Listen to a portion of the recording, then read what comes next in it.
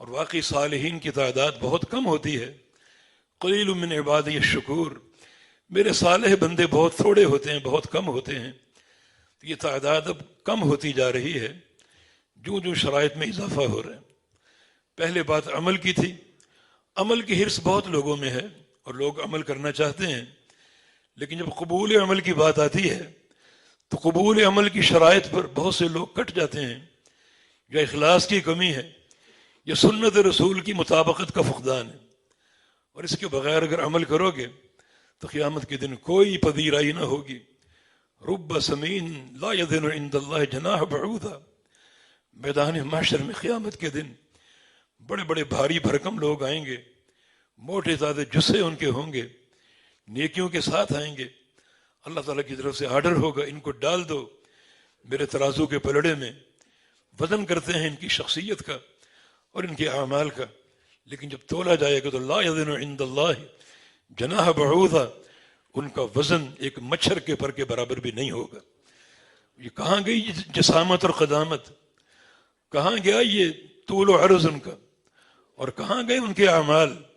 سارے ہباء منصورہ ہو گئے. کیونکہ عمل تو تھے، عمل کا جذبہ بھی تھا، عمل کی خواہش بھی تھی، لیکن قبول عمل میں صفر ہو گئے. یہ یا اخلاص کا فقدان تھا، یا پیغمبر علیہ السلام کی سنت اور آپ کے طریقے کی معرفت کا فقدان تھا.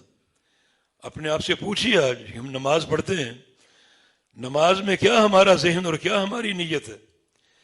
کیا ہمارے پاس اللہ کے پیارے پیغمبر کی مسنون نماز کا نقشہ ہے؟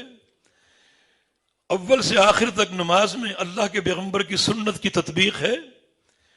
یا جب ہم نماز پڑھتے ہیں تو باپ دادا کی نماز سامنے ہوتی ہے یا قوم برادری کی نماز سامنے ہوتی ہے؟ میرے دوست اور بھائیوں، اس نیت کے ساتھ اگر نماز پڑھو گے کہ ابا حضور بھی اسی طرح پڑھا کرتے تھے اور دادا بھی اس طرح پڑھا کرتے تھے، وہ نماز اگر صحیح بھی پڑھ جاؤ تو اللہ تعالیٰ قبول نہیں کرے گا. اللہ کی حجت کسی باپ دادا کے ذریعے نہیں بلکہ محمد مصطفیٰ کے ذریعے پوری ہوئی ہے صلی اللہ علیہ وسلم. جب تک آپ کی پیروی کا ہدف نہ ہوگا، اول سے آخر تک پوری نماز میں آپ کی سنت کی تطبیق کا عقیدہ اور جذبہ نہ ہوگا، وہ نماز قابل قبول نہیں ہوگی.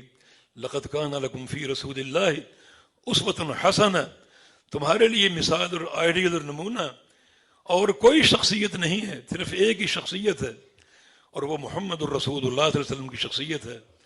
یہاں طلباء العلم موجود ہوں گے، اس عبارت کی ترتیب پر وہ غور کریں. یہ تقدیم و تاخیر کس طرح حسر کا فائدہ دیتی ہے اور تاکید کا فائدہ دیتی ہے. اس علمی بحث کا نچوڑ یہ ہے کہ لوگوں تمہارے لیے یہ نمونہ مثال صرف اور صرف محمد کریم صلی اللہ علیہ وسلم ہے اور کوئی نہیں. وَإِن تُطِيعُوهُ تَهْتَدُوا، تمہاری ہدایت مشروط ہے میرے پیارے پیغمبر کی اطاعت پر. ان کی اطاعت کرتے جاؤ، ان کی پیروی کرتے جاؤ تو تم ہدایت یافتہ ہو. اور جو تم نے ان کی اطاعت سے انحراف کیا، گریز کیا، تو تم ہدایت سے نکل جاؤ گے اور تمہاری ہدایت کی کوئی ضمانت نہ ہوگی. اللہ کے پیارے پیغمبر یہی بات اپنی زندگی کے آخری ایام میں بار بار فرما کر گئے.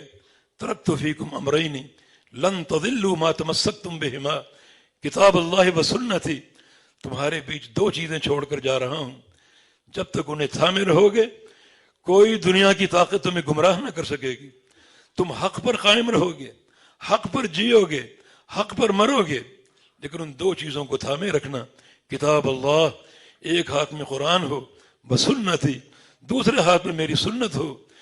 جب تک یہ تمسک برقرار رہے پوری مضبوطی کے ساتھ، تمسکوا بہا وعضوا علیہا بالنواجذ، اپنے ہاتھوں میں پکڑ لو اس کتاب و سنت کو.